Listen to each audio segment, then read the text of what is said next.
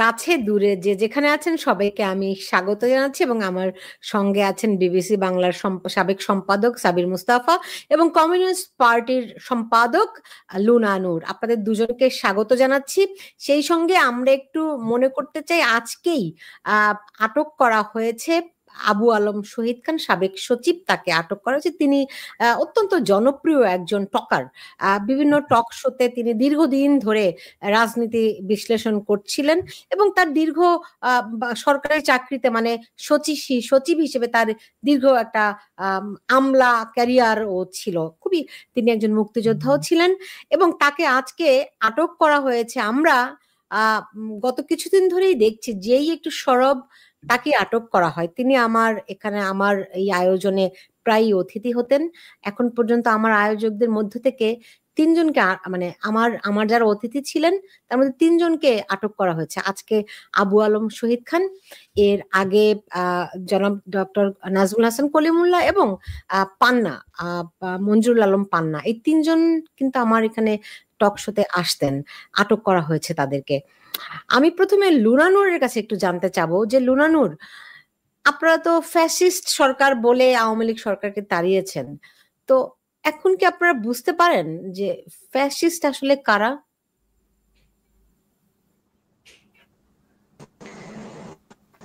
ধন্যবাদ সুলতানা আপনাকে, আমার সহ আলোচক যে রয়েছেন তাকে শুভেচ্ছা, দর্শক শ্রোতা যারা শুনছেন সকলকে আমার শুভেচ্ছা। প্রথমত আমি একটু বলিনি, আবু আলম শহীদ সাহেবকে গ্রেপ্তার যে করেছে আমরা আমাদের পার্টির পক্ষ থেকে আনুষ্ঠানিকভাবে বলেছি এবং আপনারা শোর মাধ্যমেও তীব্র নিন্দা জানাচ্ছি এবং মানে তার নিঃশর্ত মুক্তি দাবি করছি। একটি বিষয় হচ্ছে যে একজন সরকার মানে কোনো এক সরকার সে ফ্যাসিবাদী আচরণ করছে, অগণতান্ত্রিক আচরণ করছে মানে হচ্ছে যে তার বিরুদ্ধে আন্দোলন করা মানে হচ্ছে আর কেউ ফ্যাসিবাদে পরিণত হতে পারবে না, বিষয়টা কিন্তু সেটা না। বাংলাদেশে এখন যে পরিবেশ বিরাজ করছে, বাংলাদেশের মানুষ দীর্ঘদিন ধরে আমরা বিশেষ করে গত 16 বছর ধরে এক ধরনের গণতন্ত্রহীন পরিবেশে, এর আগে আমরা দেখেছি আমাদের মোস্তাক সে কারাগারে মারা গিয়েছে, মানে দিয়েছে তখন আইন প্রচলিত ছিল, তারপরে কিশোর কারাগারে মারা গিয়েছে, এই ঘটনাগুলো ঘটছে। কিন্তু যেটা কি সবচেয়ে আতঙ্কের বিষয়, উদ্বেগের বিষয় হচ্ছে যে সেই সকল মানে ক্ষোভের বিরুদ্ধে বাংলাদেশের মানুষ যে লড়াই করলো, একটা অভ্যুত্থান ঘটালো, 900-র বেশি মানুষ জীবন দিল, কিন্তু অবস্থার কোনো পরিবর্তন হলো না। ডক্টর ইউনূস সাহেব একটা নির্দলীয় সরকার, কিন্তু সেই নির্দলীয় সরকারের আচরণও একটা ফেসিবাদী আচরণে পরিণত হচ্ছে। মানে ফেসিবাদ তো আসলে কোনো দলের কর্মসূচি না, আপনাকে এটা মাথায় রাখতে হবে। ফেসিবাদ কোনো দলের কর্মসূচি না, তার কিছু সুনির্দিষ্ট উপকরণ আছে, সেগুলো যদি সে অবলম্বন করে তাহলেই হচ্ছে ফেসিবাদে পরিণত হবে। এখন ইউনূস সাহেব এই ফেসিবাদী আচরণ করছে, সেই কারণে এইটা বলার বা বোঝানোর কোনো অবকাশ নেই যে পূর্বের সরকারের সময়ে আমরা স্বাধীন ছিলাম বা বাংলাদেশের মানুষের কথা বলার অধিকার ছিল আর কি। এইটা বলার কোনো সুযোগ নেই। বরং আপনি বলতে পারেন যে যেটা হয়েছে, যেটা আমরা নির্দ্বিধায় বলতে চাই, যে 900 মানুষ জীবন দিয়েছে কিন্তু অবস্থার কোনো পরিবর্তন হয়নি, বরং অবস্থার উত্তরোত্তর আরো মানে এই কঠোরতাটা বৃদ্ধি পাচ্ছে এবং এটা খুবই আতঙ্কের বিষয় আর কি, আশঙ্কাজনক এবং অবশ্যই নিন্দনীয় বিষয়। জি, জনাব সাবির মুস্তাফা, আপনি জানেন যে সরকারের তরফ থেকেও বিভিন্ন সময় নিন্দা জানানো হয়। ধরেন এই যে একজনকে মানে লাশ কবর থেকে তুলে পুড়িয়ে ফেলা হলো, সেটিও সরকার নিন্দা জানিয়েছে। এরকম বিভিন্ন সময় সরকারও নিন্দা জানায়, যেরকম সিপিবি নিন্দা জানাচ্ছে। আপনার কি মনে হয় যারা মানে ফ্যাসিজম বলে, আওয়ামী লীগের গায়ে তকমা দিল ফ্যাসিস্ট বলে, হ্যাঁ, তাদের কি এখন লজ্জিত হওয়া উচিত? না, আমি বলবো না যে যারা আওয়ামী লীগের বিরুদ্ধে লড়াই করেছে এই গত বছর জুলাই এবং আগস্ট মাসে, তাদের ওই লড়াই করার জন্য লজ্জিত হওয়া প্রয়োজন আছে বলে আমি মনে করি না। কারণ ওই লড়াইটা হয়েছিল একটা সুনির্দিষ্ট লক্ষ্য নিয়ে, সেটা হচ্ছে শেখ হাসিনার সরকার 15 বছর ধরে ক্ষমতায় আছে। 2014, 18, 24 পরপর 3টা নির্বাচন তারা মানে বেসিক্যালি মানুষের কোনো ভোটের কোনো সুযোগ ছিল না।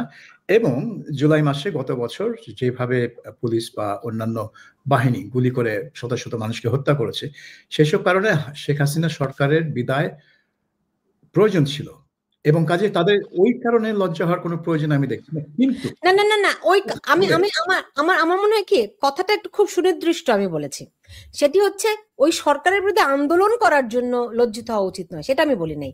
তারা যে আওয়ামী লীগ সরকারকে ফ্যাসিস্ট তকমা দিয়েছে, সেই তকমা দেওয়ার জন্য বর্তমান প্রেক্ষাপটে তাদের লজ্জিত হওয়া উচিত।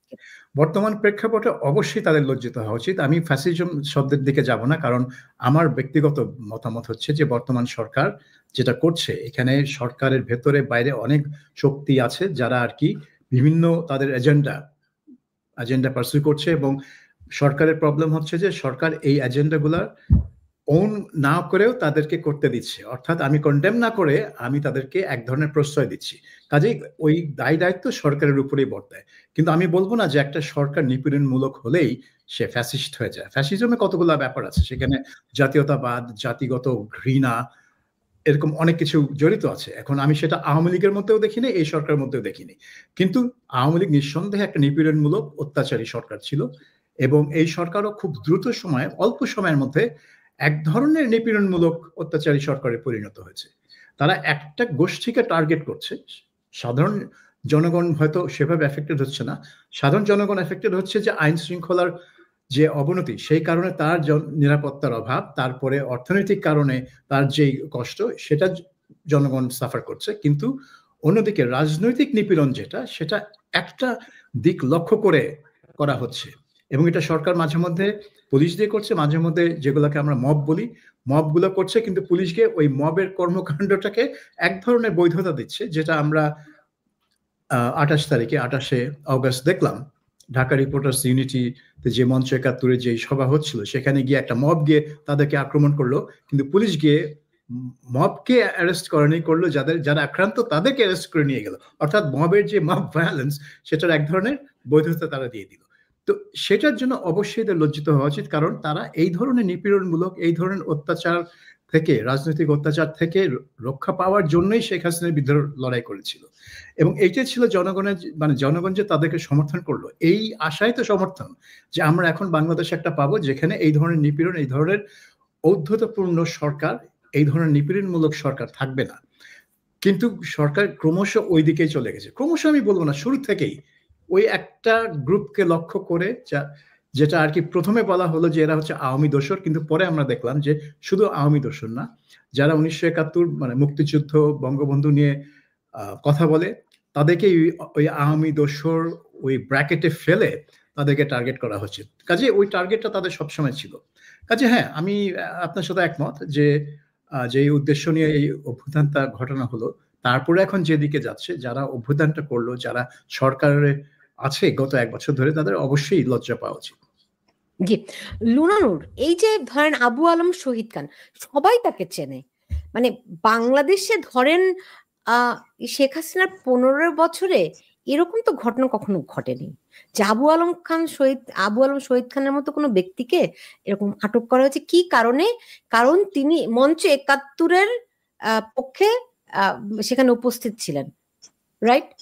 এবং কোনো পত্রিকা নাকি এরকমও রিপোর্ট করছে যে যে তিনি তার বিরুদ্ধে মব কথা বলেছিল, এই অভিযোগ, মানে মব তার বিরুদ্ধে সোচ্চার হয়েছিল, সেটাও একটা অভিযোগ। মানে চিন্তা করে দেখেন ন্যারেশনটা কি রকমের। সেই রকম অবস্থায় মানে এটা কিসের ইঙ্গিত দিচ্ছে? প্রথমত হচ্ছে যে আমি খুব সুস্পষ্ট করে বলতে চাই, সেটা হচ্ছে যে এরকম হয়নি আওয়ামী লীগ সরকার আমলে, বিষয়টা সেটা না। হ্যাঁ, এরকম হাজার হাজার উদাহরণ দেওয়া যাবে, আমি সেই প্রসঙ্গে না যেয়ে মূল কথায় আসি। সেটি হচ্ছে যে যেদিকে যাচ্ছে পরিস্থিতিটা, একটা মানে বিষয়টা আমার পূর্ববর্তী বক্তা যেভাবে বলছিলেন, বিষয়টা হচ্ছে যে দেশে যে পরিস্থিতি একটা তৈরি হয়েছিল সমগ্র মানুষের, একটা হচ্ছে যে আন্দোলনকারী হিসেবে আপনি, আন্দোলনের নেতৃত্ব দানকারী হিসেবে আপনি বৈষম্য বিরোধী ছাত্র আন্দোলনের যারা সংগঠক, যারা নেতা ছিলেন তাদেরকে বলতে পারেন, আন্দোলনের রাস্তায় আমরা যারা সবসময় ছিলাম আমাদেরকে বলতে পারেন। আমরা তো বৈষম্য বিরোধী ছাত্র আন্দোলনের লড়াই শুরু হওয়ার আগে থেকেই, যখন থেকে বাংলাদেশের নির্বাচন, মানে রাতে ভোট হলো, তার পরের দিন থেকে আমরা মানে রাস্তায় আছি। তো সেইখানে হচ্ছে যে বিভিন্নভাবে বলতে পারেন যে আন্দোলনকারী, কিন্তু আপনাকে ভাবতে হবে যে 1 সপ্তাহ বা 10 দিন বাংলাদেশের আসলে বেশিরভাগ মানুষ রাস্তায় ছিল, এবং সেই ক্ষেত্রে বেশিরভাগ মানুষ বিরোধিতাকারী ছিল। আমার মনে কি এই এক কথা ঘুরে ফিরে আমরা একই প্রশ্ন যখন হচ্ছে সেটা আগাচ্ছেন না, লজ্জা কে পাবে? বাংলাদেশের কোটি মানুষ যে রাস্তা ছিল তারা লজ্জা পাবে? তাদের একটা বিষয় হচ্ছে যে পরিস্থিতিটা হচ্ছে সেই পরিস্থিতিটা অনাকাঙ্ক্ষিত পরিস্থিতি। এই পরিস্থিতি আশা করে বাংলাদেশের মানুষ 5 আগস্ট বা তার আগে 16 জুলাই থেকে রাস্তায় নামেনি। কিন্তু একদম খুব স্পষ্ট করে বলতে চাই যে এই সরকার এসে যে কাজটা করছে আর কি, সেই কাজটা আসলে আন্দোলনের প্রত্যাশা বলেন, আন্দোলনের আকাঙ্ক্ষা বলেন, আন্দোলনের দাবি বলেন, সেগুলোর সাথে একদম সম্পূর্ণ বিপরীত। সেটা বিভিন্ন আন্তর্জাতিক সম্পর্ক তৈরিতে হোক, সেটা দেশের মধ্যে উগ্র ডানপন্থী শক্তিকে পৃষ্ঠপোষকতা করা হোক, সেটা হচ্ছে বাংলাদেশের সংবিধান নিয়ে প্রশ্ন করা হোক, এমনকি মুক্তিযুদ্ধ প্রশ্নে তাদের যে দোদুল্যমান অবস্থান সুস্পষ্ট করছে না জনগণের ভয়ে, কিন্তু আসলে বিরোধী মনোভাব নিয়ে যে দোদুল্যমান অবস্থানটা মানে তারা প্রকাশ করছে, এই কোন বিষয়ের সাথেই 5ই আগস্টের মানে যে অভ্যুত্থান হয়েছে সেই আন্দোলনের চেতনার কোনো সম্পর্ক নাই, এটি একদম পরিষ্কার। কিন্তু তার মানে এই না যে 5 আগস্টের আগে বাংলাদেশের মানুষ যে আকাঙ্ক্ষাটা নিয়ে রাস্তায় নেমেছিল সেই আকাঙ্ক্ষাটা ভুল ছিল। বাংলাদেশের মানুষের আকাঙ্ক্ষাটা মানে এই সরকারের মধ্য দিয়ে প্রতিফলিত হচ্ছে না। বাংলাদেশের মানুষের আকাঙ্ক্ষাটা বাধাগ্রস্ত হচ্ছে, বা আমি কি বলবো যে আকাঙ্ক্ষার বিরুদ্ধে যে সরকার অনেক কিছু করছে, কিন্তু তার মানে এইটা না যে 5 আগস্টের ওই আন্দোলনের বিষয়টা মানে অযৌক্তিক ছিল এবং আন্দোলনকারী লক্ষ মানুষ লজ্জা পাবে, এটা একটি বিষয়। একটি বিষয় খুব গুরুত্বপূর্ণ ভাবে মাথায় রাখতে হবে আমাদের, সেটি হচ্ছে যে রাজনৈতিক দল হিসেবে বা শক্তি হিসাবেও আমাকে এই ব্যর্থতার দায় নিতে হবে সকল রাজনৈতিক দলকে। আজকে বিএনপিও দেখবেন জামাত ইসলামের বিরুদ্ধে কথা বলছে, পরিষ্কার করে কথা বলছে, কিন্তু তারাই একসময় জামাত ইসলামের সাথে জোট করে মানে প্রকাশ্যে আনুষ্ঠানিকভাবে জামাত ইসলামকে বাংলাদেশের ক্ষমতায় বসিয়েছিল। দায় তাকেও নিতে হবে, দায় আমাকেও নিতে হবে যে বাংলাদেশের এত মানুষ বিশ্ববিদ্যালয়গুলোতে এত ছাত্র কেমন করে ছাত্র শিবিরের সাথে একত্রিত হচ্ছে, যুক্ত হচ্ছে, এই জায়গাটা বা তারা কিভাবে এইভাবে মানে গড়তে পারলো তাদের এইটা, সেই দায়টাও আমাকে নিতে হবে।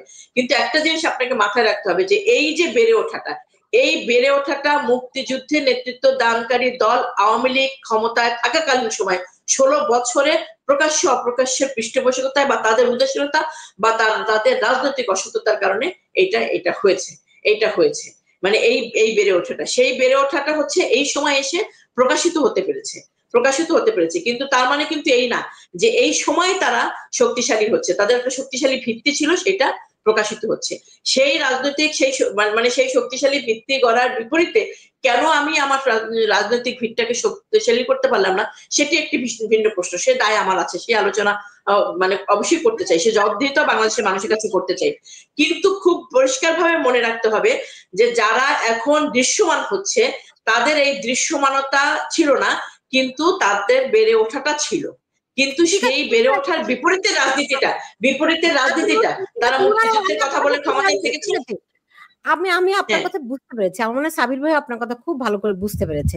এখন সাবির ভাই আমাকে যদি একটা জিনিস বলেন যে দেখুন সব মানুষ রাস্তায় ছিল, কোনো সন্দেহ নাই, কিন্তু তারা কি জানতো এটার পিছনে একটা মেটিকুলাস ডিজাইন আছে? মানুষ কি জানতো যে এর পিছনে মিলিয়ন মিলিয়ন ডলার আছে? লুনা নূর হয়তো জানতে পারে, কিন্তু সাধারণ মানুষ যারা দেখেছে তাদের সন্তানদেরকে পুলিশ গুলি করে হত্যা করছে, আসলে পুলিশ গুলি করে হত্যা করেছে কিনা আমরা এখন জানি না, কারণ এখন পর্যন্ত গত 1 বছরে এই সরকার তদন্ত করে বের করতে পারেনি। কিন্তু সাধারণ মানুষকে এখানে আবার তারা মানে সার্বজনীন করে এই আন্দোলনের সহায়ক করে নিয়ে এসে কি হাসিল করতে চায় এরা? দেখেন, পুলিশ যে গুলি করেছে সেটা সাধারণ মানুষ জানে, কারণ তারা ভিডিও দেখেছে। অসংখ্য ভিডিও আছে যেখানে পুলিশের গুলি করার দৃশ্য আছে, পুলিশ, বিজিবি অটোমেটিক রাইফেল দিয়ে অনেক গুলি করার দৃশ্য ভিডিওতে আছে। কাজে এটা বলা ঠিক না যে আমরা জানি না যে পুলিশ গুলি করেছে কিনা। সেটা পুরোপুরি এত হতাহত এটা তো কোন জায়গার কোন হত্যা পুলিশের গুলিতে হয়েছে, কোনটা বিজিবির গুলিতে হয়েছে, কোনটা মানে আনআইডেন্টিফাইড হেলমেটধারী বন্দুকধারীদের, এটা তো একটা তদন্ত সাপেক্ষ ব্যাপার। এখন সাবির ভাই, আমার পয়েন্টটা সেখানেই। এই সরকার তো গত 1 বছরে এই নিয়ে তদন্তও করলো না এবং তদন্ত করার কোনো প্রচেষ্টাও নিল না। তারপরে কেন যারা বিশেষ করে রাজনৈতিক সাধারণ মানুষের কথা বাদই দেন, রাজনৈতিক দলগুলো সেই দাবিও তুলছে না, তাহলে তাদের কি এখন লজ্জিত হওয়া উচিত নয়? না, আপনি দেখেন, আমি যেটা পড়লাম দুদিন আগে যে এই জুলাই হত্যাকাণ্ড নিয়ে প্রায় 1800টা মামলা হয়েছে। এটা হচ্ছে আইসিটির বাইরে সাধারণ কোর্টে 1800 মামলা হচ্ছে, প্রায় 1800। তার মধ্যে মাত্র 8টির চার্জ ফ্রেম করা হয়েছে। তার মানে কি, মাত্র 8টির তদন্ত শেষ হয়েছে। তদন্ত শেষে তারা এনাফ এভিডেন্স পেয়েছে চার্জ ফ্রেম করার জন্য। এখন আপনাকে মানে মাথায় রাখতে হবে যে তদন্ত করছে কে? তদন্ত করছে পুলিশ। এখন এই পুলিশ কিভাবে তদন্ত করে সেটা তো বাংলাদেশের মানুষ খুব ভালোভাবেই জানে। তারা মামলা, এক একটা মামলায় শত শত নাম ঢোকায় কিসের জন্য? ওই বিভিন্ন লোকের কাছ থেকে টাকা খাওয়ার জন্য, যে তুমি এই টাকা দাও, আমি তোমার নামটা ঢুকাবো না, বা যেটা যদি ঢুকিয়ে থাকি এটা আমি ফাইনাল রিপোর্ট দিয়ে দিব, তোমার নামে কোনো চার্জ হবে না। এটা তো জানা কথা। কাজে পুলিশ যখন এরকম করে আপনার তদন্ত করবে, তখন আপনি কি আশা করছেন যে এই যে এত এভিডেন্স থাকার পর, এত ভিডিও, এত আই উইটনেস, কারণ অনেক গুলি তো হয়েছে পাড়ায় পাড়ায়, লোকজন তাদের বাসার ছাদ থেকে, তাদের জানলা থেকে, তাদের বারান্দা থেকে এই গুলির দৃশ্য দেখেছে। তারপরেও এদের কয়জনের সাথে পুলিশ গিয়ে ইন্টারভিউ করেছে আমি জানি না। সো এটা হচ্ছে একটা দিক। আরেকটা দিক হচ্ছে যে কোনো আন্দোলনের সময় মানুষ তো আর মানে গভীরে কি হচ্ছে সেটা জানে না। তারা মনে করে যে আমি কি চাই। এখন সাধারণ মানুষ যদি মনে করে যে এই সরকার একটা লাইন ক্রস করেছে, যখন 16ই জুলাই ছাত্রদের উপর গুলি হলো, 6টা ছাত্র মারা গেল, ওইটা ছিল একটা লাইন যেটা আগে কখনো ক্রস করা হয়নি। 2018 সালেও কোটা বিরোধী আন্দোলন হয়েছিল, তখনও কিন্তু গুলি করে ছাত্রদের হত্যা করা হয়নি। 16 জুলাই একটা লাইন ক্রস করা হয়েছে। তারপর কিন্তু অনেক লোক মনে করেছে যে এখন আর এই সরকারকে ক্ষমতা রাখা যাবে না। এখন এখানে মেটিকুলাস ডিজাইন, বিদেশিদের ইনভলভমেন্ট, টাকা পয়সার ছড়াছড়ি, সেটা হচ্ছে পিছনের ব্যাপার। সেটা জনগণের জানার কথাও না, জনগণ জানেও না, সে কেয়ারও করে না। তার কথা হচ্ছে যে এই সরকার আর ক্ষমতা থাকতে পারবে না। সেজন্যই তো এত শত শত লোক, আপনার রিক্সাওয়ালা বলেন, দিনমজুর বলেন, সবাই পরবর্তীতে রাস্তায় নামলো। এটা তো 16 তারিখের পরে তো শুধু ছাত্ররা রাস্তায় ছিল না, এখানে 19 তারিখ বলুন, 20, 21, 23 বড় বড় আন্দোলন যেটা হলো, যেখানে অনেক লোক মারা গেল, এখানে তো সাধারণ লোক মানুষ ছিল। এবং তারা কেন নামলো? এটা তো কোনো কারো প্ররোচনায় নামে নেই। তারা মনে করছে যে this is it, A line has been crossed, এবং এখন আর সরকার থাকতে পারে না। এই দেখেন নেপালে আজকে কি হলো, 19 জন গুলিতে মারা গেল পুলিশের। সন্ধ্যার মধ্যেই স্বরাষ্ট্রমন্ত্রী পদত্যাগ করে বসলেন। সন্ধ্যার মধ্যেই, সকালে দিনের বেলা গুলি হয়েছে, সন্ধ্যার মধ্যেই স্বরাষ্ট্রমন্ত্রী পদত্যাগ করলেন। বাংলাদেশে কি হলো আপনি এটা ভেবে দেখেন, আপনি কম্পেয়ার করে দেখেন, মানে অ্যাকাউন্টেবিলিটিটা, জবাবদিহিটার পার্থক্যটা দেখেন। তো মানুষ কোথায় খেপবে বেশি? বাংলাদেশে খেপবে বেশি, তাই হয়েছে। রাইট। তো সেই ক্ষেত্রে আমার মানে লুনানুর, ধরেন যেই পরিস্থিতিটি তৈরি হয়েছিল, তারপরে সেটা একটা মানুষ বদল চাইলো, আপনারাও আন্দোলনের রাস্তায় থাকলেন, তারপরে যে বদলটি আসলো, প্রথম দিন থেকেই কি এটি স্পষ্ট হলো না যে যখন ডক্টর ইউনূস বললেন রিসেট বাটন চাপা হয়ে গেছে, এবং একে একে তারা যখন মুক্তিযুদ্ধের বিরুদ্ধে অবস্থান গ্রহণ করা শুরু করলো, তখন থেকে কি স্পষ্ট হয়নি যে আসলে মানুষ যে আকাঙ্ক্ষা নিয়ে এই আন্দোলনে সামিল হয়েছিল, এটি ছিল সম্পূর্ণ একটা প্রতারণা তাদের সঙ্গে? এই সরকার একটা সম্পূর্ণ প্রতারক সরকার, এরকম কি বোধ হয়েছিল কিনা? একদম ডেফিনেটলি প্রথম দিন থেকে, মানে ডক্টর ইউনূস সাহেব রিসেট বাটন যেদিন বললেন, অতদিন পর্যন্ত আসার দরকার নেই। তো প্রথম দিন সেনাবাহিনীর প্রধান আলোচনা করার জন্য যাদেরকে ডাকলেন আর কি, একদম 3 দিন আগে, এবং এটা তো আসলে বাংলাদেশে 54 বছরে এবং তার মানে সুনির্দিষ্ট করে যদি বলেন 30 বছর ধরে এই যে আন্দোলন, জামাত ইসলামকে নিষিদ্ধ করা, 3 দিন আগে নিষিদ্ধ দলকে সে সবার আগে ডাকলেন আর কি। হ্যাঁ, মানে আওয়ামী লীগ নিষিদ্ধ করে গেল এবং হেফাজতে ইসলামের প্রতিনিধিকে ডাকলেন। তো সেদিন থেকেই সন্দেহ না, সেদিন থেকেই প্রশ্নবিদ্ধ, প্রথম দিন থেকেই প্রশ্নবিদ্ধ ছিল। কিন্তু আমি হয়তো আপনার এখানেও বলেছি কিনা, সরি, একটা বিষয় হচ্ছে যে সেদিনের সেই বিষয়ের মানে আন্দোলনে যারা অংশগ্রহণ করেছে, যাদের আসলে কথা বলার সুযোগ আছে, লক্ষ লক্ষ মানুষ মিছিলে গেছে, সবার কথা তো শুনবে না। আন্দোলন মানে বলা যাবে না, প্রকাশিত হবে না, যাদের কথা বলার সুযোগ আছে, রাজনৈতিক দলগুলো বলেন, অন্য সংগঠন বলেন, ছাত্র সংগঠন বলেন, অনেকেই কিন্তু এই প্রশ্নটা তুলেছিল যে এই যে যাদেরকে নিয়ে বসলো, কিভাবে বসলো এবং এটার সাথে গণ অভ্যুত্থানের যে ধারণাটা সেটা কিভাবে কন্ট্রাডিক্ট করে, এটা একটা বিষয়। কিন্তু একটা বিষয় একটু আপনাকে যৌক্তিকভাবে মাথায় নিতে হবে, সেটি হচ্ছে যে বাংলাদেশের রাজনৈতিক দলগুলো, এমনকি বিএনপিও কিন্তু একটা সময় এই দাবি করে এসছে। আমরা তো অবশ্যই যে যখন একটা পরিস্থিতি তৈরি হয়েছে, শত শত মানুষ মারা যাচ্ছে, ছাত্র মারা যাচ্ছে এবং দেশের আইন শৃঙ্খলা পরিস্থিতি বলতে কিছু নাই, এবং সরকারের স্বরাষ্ট্রমন্ত্রীকে সরিয়ে এসে অন্যদেরকে এটাকে হ্যান্ডেল করার বা এটার মধ্যে যুক্ত করেছে, এই বিষয়গুলো করেছে। আমরা কিন্তু খুব সুস্পষ্টভাবে ইলেকশনের পর থেকে তো করেই আসি, তখনও আমরা বলেছি, 16 তারিখেও আমরা দাঁড়িয়ে বলেছি যে এখনই ইমিডিয়েট সংসদ ডেকে একটা তদারকি সরকার গঠন করে বা মানে সংসদে নিয়ে এনে তদারকি সরকার, এবং সেই ক্ষমতা তো আওয়ামী লীগের হাতে ছিল, কিন্তু জনগণের সেই চাওয়াটাকে আসলে মানে তারা আমলে নেয়নি।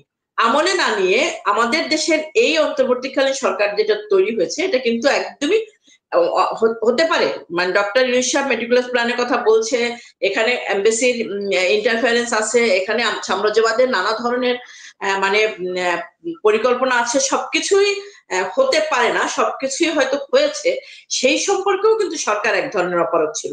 আমার সার্বভৌমত্ব রক্ষার যে একটা পজিশন তাকে নিতে হতো, সেটা তো সে কন্ট্রোল করতে পারে নাই।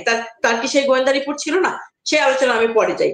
কিন্তু যেটা হয়েছে যে এই যে উদ্ভূত পরিস্থিতিটা তৈরি হলো, এই পরিস্থিতিটা আসলে তো হুট করি একটা আন্দোলন, এত বাংলাদেশে তো এর আগেও স্বৈরাচারী সরকারের বিরুদ্ধে আন্দোলন হয়েছে, বা আমাদের মানে সৃষ্টির শুরুটা সেই 47-এর পর থেকে লড়াই সংগ্রাম করি তো আমরা এই পর্যন্ত এসেছি আর কি। হ্যাঁ, মানে কিন্তু হচ্ছে যে সেইটা হচ্ছে এই সময়ের মধ্যে সরকার পতন হয়ে যাবে, উদ্ভূত পরিস্থিতিতে এই ধরনের সরকার একটা গঠন, এই ধরনের আমাকে শেষ করতে দেন, এই ধরনের সরকার গঠন হওয়ার পরে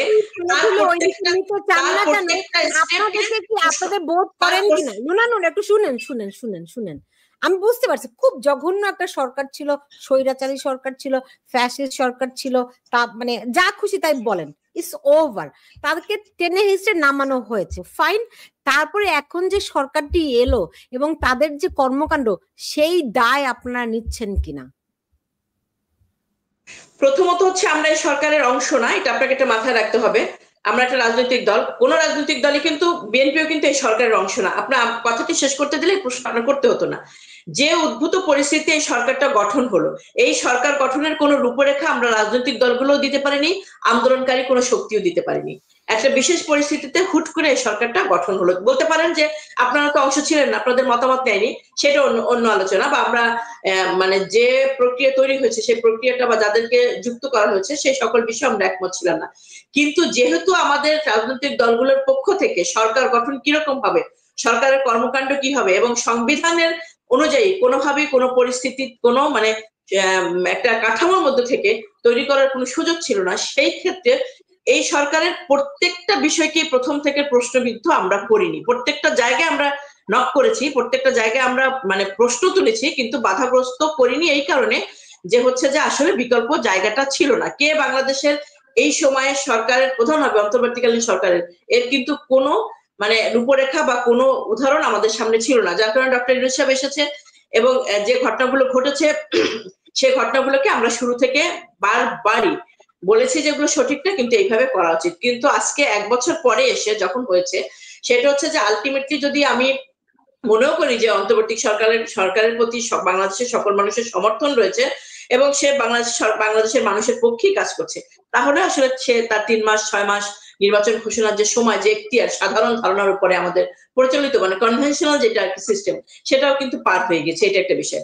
সেকেন্ডলি হচ্ছে যে কিছু পদক্ষেপ যেগুলো সে নিচ্ছে, সেটা হচ্ছে যে ফার্স্ট পদক্ষেপ নেওয়া উচিত ছিল, যেটি হচ্ছে যে আমাদের দেশে কয়েকদিন কোনো সরকারই ছিল না এবং সেই সময় থানাগুলোতে হামলা হয়ে অস্ত্র লুট হয়ে গেছে, জেলখানা ভেঙে জঙ্গি বের হয়ে গেছে। একটা গণ অভ্যুত্থান পরবর্তী কয়েকদিন এরকম অস্থিতিশীল বিষয়টা থাকাটা কিন্তু খুব অস্বাভাবিক বিষয় না আর কি। হ্যাঁ, যেহেতু গণ অভ্যুত্থানের সরকার, পতিত সরকার কারো কাছে সঠিকভাবে বা শান্তিপূর্ণভাবে সে ক্ষমতা হস্তান্তর করে দিয়ে যেতে চায় না, একটা ভ্যাকুয়াম থাকে, তখন যে বিষয়গুলো হয় সেই ভ্যাকুয়াম সময়ে আমাদের দেশে অনেক বড় ক্ষতি হয়ে গেছে। জেলখানা ভেঙে জঙ্গিরা বেরিয়ে গেছে, অস্ত্র থানা থেকে অস্ত্র লুট হয়েছে, থানা আগুন লাগিয়ে পুলিশ মেরে ফেলা হয়েছে। এরপরে সরকার এসে যে জায়গাগুলো শুরু করলো, যে বিনা প্রশ্নে সকল মামলা প্রত্যাহার করা শুরু করলো, গায়েবী মামলা করা শুরু করলো, দাগী আসামিদের খালাস দেওয়া শুরু করলো, আমরা কিন্তু তখন থেকে শুধু মানে বাংলাদেশের বেশিরভাগ রাজনৈতিক দলই ৭১-এর ঘাতক যুদ্ধাপরাধীরা তারা এই শূন্য জায়গায় এসে তাদের একটা জায়গা করে নেওয়ার চেষ্টা করছে আর কি, সেইটাকে আসলে বিচ্ছিন্নভাবে দেখা যাবে না। সেটাই এত বছরের আমাদের রাজনৈতিক যে দেউলিয়াত্বপূর্ণ, আমাদের আদর্শিক যে দেউলিয়াত্বপূর্ণ, আমাদের রাষ্ট্র ক্ষমতায় যারা ছিল তাদের সুযোগটা তারা নিয়েছে আর কি। এই এত বছর ধরে বাংলাদেশের রাষ্ট্র যারা পরিচালনা করছে তাদের যে আদর্শিক দেউলিয়াত্বপূর্ণ সেই সুযোগটা নিয়ে এখন হচ্ছে তারা এটা করছে। কিন্তু এই সরকারের যে স্টেপ গুলো এবং তার যে কতগুলো মানে এখতিয়ারবিহীন কাজ যে সে শুরু করেছে, সেই কাজগুলো কিন্তু আমরা প্রথম থেকে প্রশ্ন করে আসছি। এবং আপনারা দেখবেন যে ঐক্যমত কমিশন যে গঠন করেছে, বাংলাদেশের নির্বাচন ব্যবস্থা, বাংলাদেশের সরকারি ব্যবস্থা একদম ভেঙে পড়েছিল কিন্তু দুর্নীতি দুর্বৃত্তায়নে। আমরা ঐক্যমত কমিশনের মধ্য দিয়ে যে তার যদি কোনো পজিটিভ পরিবর্তন হয় সেখানে আমরা যুক্ত হয়েছিলাম, কিন্তু যখনই দেখলাম যে এটা আসলে বাংলাদেশের সংবিধান পরিবর্তনের দিকে এগোচ্ছে, আমরা কিন্তু এক কথায় বাংলাদেশের কমিউনিস্ট পার্টি প্রথম দিন ওয়াকআউট করে চলে এসেছি এবং আমরা বলেছি আমাদের পক্ষে সম্ভব না। বিএনপি অনেকগুলো নোট অফ ডিসেন্ট দিয়েছে, 33টা না 31টা নোট অফ ডিসেন্ট দিয়েছে, কিন্তু আমরা কিন্তু পরিষ্কার করে বলে দিয়েছি মানে যে ঐক্যমত কমিশনে আমাদের পক্ষে সাক্ষী করা সম্ভব না।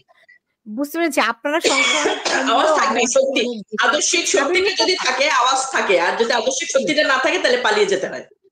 জি সাবির মুস্তাফা, ধরেন আওয়ামী লীগ আমলে বাক স্বাধীনতা ছিল না, এখন পরিস্থিতিটা কি? এখন বাক স্বাধীনতা কোথায়? আপনি তো শুরুতেই বললেন যে আপনার আলোচনায় ঢাকায় যে ৩ জন আলোচক জয়েন করেছিল তাদের, অথবা যারা আলোচনা জয়েন করেছে ঢাকা থেকে, তাদের মধ্যে ৩ জন এখন জেলে। তাহলে আমার চেয়ে আপনি ভালো জানেন। আমি বলবো যে আমি আসলে আওয়ামী লীগের আমলে বাক স্বাধীনতা একদমই ছিল না, আমি সেটা বলবো না। কারণ আমরা এটা দেখেছি যে এমনকি শেষ পর্যন্ত বাংলাদেশের বিভিন্ন টেলিভিশন টক শোতে কিন্তু আওয়ামী লীগের সমালোচক লোকজন আসতেন এবং কথা বলতেন, এবং তারা আওয়ামী লীগের সমালোচনা। আবু আলম শহীদ খানই তো আওয়ামী লীগের বড় সমালোচক ছিলেন। এবং ডক্টর সলিমুল্লাহ হক খান কি টিভি টক শোতে আসতেন না? কিন্তু আমরা জানি যে নিউ এজের সম্পাদক নুরুল কবিরকে ব্ল্যাকলিস্ট করা হয়েছিল। সেটা একটা স্বৈরতান্ত্রিক পদক্ষেপ, এটা কোনোভাবেই সমর্থনযোগ্য না। কিন্তু অন্যান্য দিক থেকে অনেক সমালোচকই তখন সমালোচনা করছেন এবং করতেন। এখনো আমি দেখি যে ইউনূস সরকারের সমালোচনা বাংলাদেশের টেলিভিশন এবং রেডিওতে দেওয়া হয় এবং প্রচার করা হয়, টেলিভিশনে বিশেষ করে। নিউজ পেপারে একটু কম দেখি, এবং নিউজ পেপার আমি একটু খোঁজ খবর নিয়ে যেটা বুঝতে পারছি যে নিউজ পেপার একটু হুমকির মধ্যে থাকে, তারা একটা ভয়ের মধ্যে আছে, যেটা টিভি বলারা একটু কম ভয়। আমি এটা কারণটা আমি খুঁজে পাচ্ছি না, কিন্তু এটা ডেফিনেটলি আমি জানি যে নিউজ পেপারের মালিক এবং সম্পাদকরাও, সাংবাদিকরাও তারা একটা ভয়ের মধ্যে আছে। একটা ভয় শুধুই, আগে তো ডিজিএফআই থেকে ফোন করা হতো, এখন বলা হয় যে সরকার থেকে ফোন করা হয় না, কিন্তু এটা কিন্তু প্রাইভেটলি এই নিউজ পেপারের লোকজন কিন্তু এটা সমর্থন করে না। তারা ফোন কল পায় এবং তারা জানে কোথা থেকে ফোন কল আসে এবং কি ভাষায় তাদেরকে তিরস্কার করা হয়। কিন্তু তার চেয়ে বড় ভয়, যেটা আওয়ামী লীগ আমলে ছিল না, সেটা হচ্ছে মবের ভয়। যে কেউ একটা ফেসবুকে পোস্ট দিল, আমি জুলাই বিপ্লবী এবং আমরা তোমার টেলিভিশন স্টেশনে এসে এটা করবো সেটা করবো, if you don't do this. এটা একটা হলো যে একটা 3টা টিভি চ্যানেলের সাংবাদিককে একদিনে 3 চ্যানেলের মালিক তাদের সাংবাদিকদেরকে ছাঁটাই করে দিলেন, কারণ একটা হুমকির পরিপ্রেক্ষিতে। তো এইটা তো হচ্ছে যে সাংবাদিকদের স্বাধীনতার উপর একটা বিরাট হুমকি। তো সেই হুমকির মধ্যে তারা আছে, একটা মবের হুমকি আছে। সরকার থেকে যে হুমকি নাই তা না, কিছুটা আছে, অন্যভাবে আছে, ভিন্নভাবে আছে। ডিজিএফআই কি করে আমি জানি না। আমি শুনলাম যে ইদানিং নাকি ডিজিএফআই টেলিফোন করে নিজেদেরকে পরিচয় করে দিচ্ছে, চা খাওয়ার আমন্ত্রণ জানাচ্ছে, তবে বিষয়টা এখনো ওই হুমকির পর্যায়ে যায়নি। কাজে আমি বলবো যে সংবাদপত্রের বা মিডিয়ার স্বাধীনতা আছে, কিন্তু তারা একটা ওইভাবে মানে যতটুকু থাকার উচিত ততটুকু নাই, কারণ একটা হুমকির পরিবেশে তারা কাজ করছে। এবং ডক্টর ইউনূস যেটা ইংল্যান্ডে এসে কিছুদিন আগে যে লন্ডনে এসেছিলেন, তিনি চ্যাটাম হাউসের সাথে ইন্টারভিউর সময় বললেন যে বাংলাদেশের সম্পূর্ণ মিডিয়া সম্পূর্ণ ফ্রি, তারা যা খুশি করতে পারে, সমালোচনা করতে পারে, কোনো সমস্যা নাই। But that's not true. কারণ সমালোচনা অনেকটা মানে পরিষ্কারভাবে করা হয় না। টিভিতে কিছু কিছু লোক আছে যারা সমালোচনা করছেন, কিন্তু অনেক টিভি প্রোগ্রামে দেখা যাবে যে 3টা প্যানেলিস্ট যদি থাকে তারা একই সুরে গান, হ্যাঁ, তারা কি, এবং যারা সমালোচনা করেন তারাও কিন্তু এক লাইনে সমালোচনা করে। তো এখানে যে খুব ডাইভার্সিফাইড ওপিনিয়ন আসছে, আমি তা বলবো না, ডাইভার্সিফাইড ওপিনিয়নের অভাব। তো এখন ধরেন এখান থেকে ধরেন জামাত নিয়ন্ত্রিত এক ধরনের শাসন ব্যবস্থা তো আমরা বাংলাদেশে দেখতে পাচ্ছি।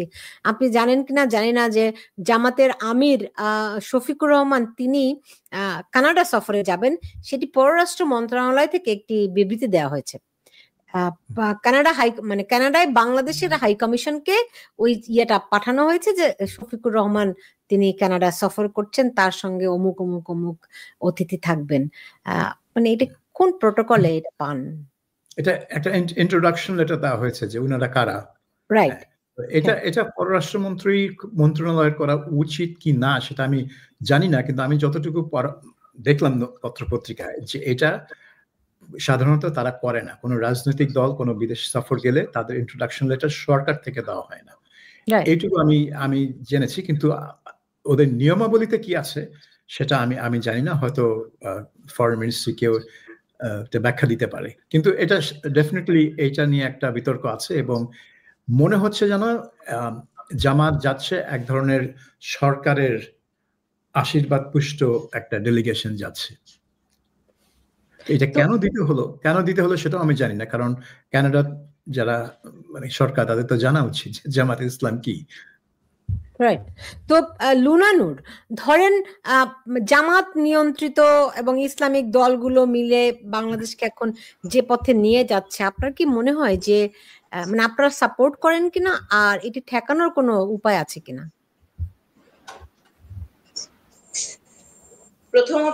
প্রথমত হচ্ছে সাপোর্ট করেন কিনা এই প্রশ্নটা আমার কাছে খুবই মানে অমূলক মনে হয়েছে আর কি। কেন অমূলক? ঠেকানোর উপায় আছে। কেন অমূলক মনে হবে? অমূলক কেন মনে হবে? অমূলক কেন মনে হবে? কারণ আপনি আমাকে এখানে ডেকেছেন বাংলাদেশের কমিউনিস্ট পার্টি সিপিবির সম্পাদক হিসেবে। আপনি সাংবাদিকতা করেন, আপনি আমাকে এখানে ডেকেছেন বাংলাদেশের কমিউনিস্ট পার্টি সিপিবির সম্পাদক হিসেবে। তো সমর্থন করে কিনা ইসলামী মানে দলগুলোকে, মৌলবাদী দলগুলোকে বা জামাত ইসলামকে, সে প্রশ্নটা করাটা অমূলক। ঠিক আছে, আমি পরে আলোচনায় যাই। সেটি হচ্ছে যে বাম এবং ডান খুবই ভয়াবহ পরিস্থিতি কাছাকাছি আসে। বাম হাত এবং ডান হাতকে যত বেশি প্রসারিত করবেন তত বেশি কাছাকাছি আসে।